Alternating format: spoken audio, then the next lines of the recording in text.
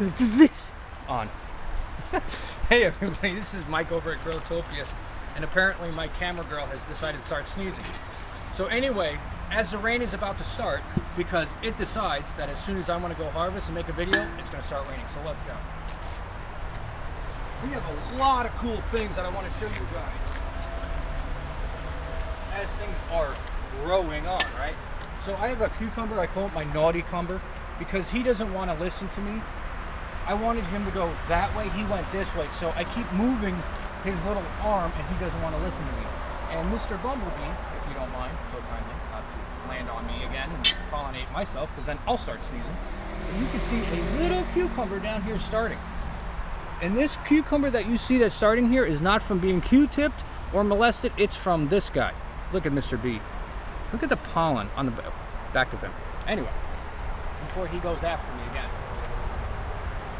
So obviously, the spray that I was using, if you want to, if you can, try to get down close to the camera. If you can kind of see it, you may not be able to see it on here, but on the leaves you'll see the little, kind of like a brownish specks that are on it. That's nothing to actually worry about. Step it a little bit. That is actually the cinnamon that's left over from the milk spray. So you're going to see that a lot on your plants. And I have yet to figure out what this moth is. You guys, if you want to come in here and look at this, I got this moth over here. It hasn't been biting, it hasn't been laying eggs, it's just literally chilling out. I don't know what it's doing.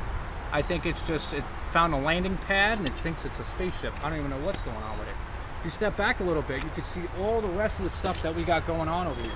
We got tomatoes in here we're going to grab. We got more cucumbers running through this whole area. And what we got down here that we're going to start grabbing right now is our dragon tongue beans. Now, if you look right here, look at how big this sucker is.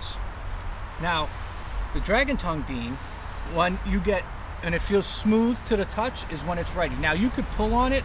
I got the clippers, so I'm not going to pull it, so I'm just going to snip it. And because I have my glasses off, I can't see. So here's the dragon tongue bean. Now, this is a nice looking bean.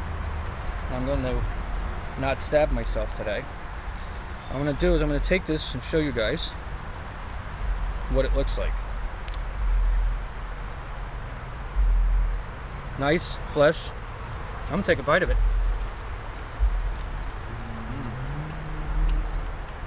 Wow.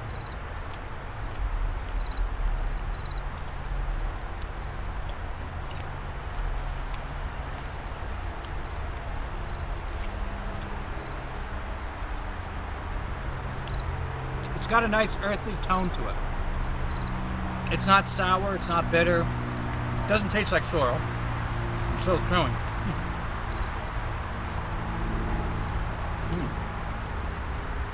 It's got like a nice smooth flavor going down. If you've never grown them before, I would say definitely try growing them, because they grow really good and really quick, and they produce on one plant. And they're not like the cucumbers and the zucchinis and the squashes that are a vine. They're a bush.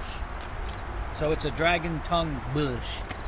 So that's the only one I can grab from this side. We're gonna have to go on the inside to grab it, but while I'm over here, I gotta make sure my cucumbers behave. So the biggest way is you wanna be really, really careful with them. So what I do is I'll put it in the fence and try to put them down to where I want them. Bring back the other little leg of it. Very careful, you don't wanna break it at this stage. It's very, very delicate. And that, hopefully, if it doesn't move, it will stay there. These guys here that are coming out, I'm just gonna leave them. Could always want to step back.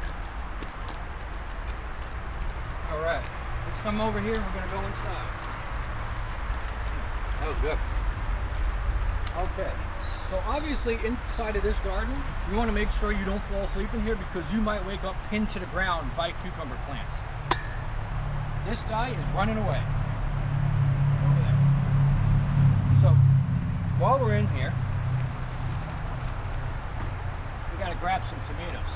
Now when you go to grab your stuff, depending on where it is, you always want to be very careful if you have to step in there. So I don't have to step in, so I'm just going to go in and I snip. I always like snipping my tomatoes right above the top.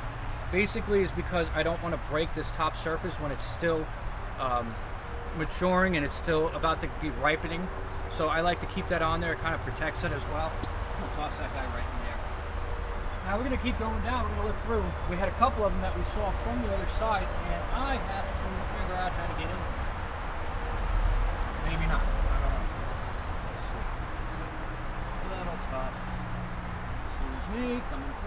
they fall when you're cutting them, it's no problem because they hit. Still recording? What's going on? Green light for a while. Yeah, no, it's still recording. The black square is what you want to keep an eye on. The black square and also The thing the number clicking at the up. top. Yeah, it's what I was looking for, the number. Alright, so now we have another tomato that's up here. And you gotta be careful as you go in there because the way they're grown, they're like fingers. They're like this. And you're looking for that one finger to cut. You don't want to cut the wrong one. Or cut your own finger.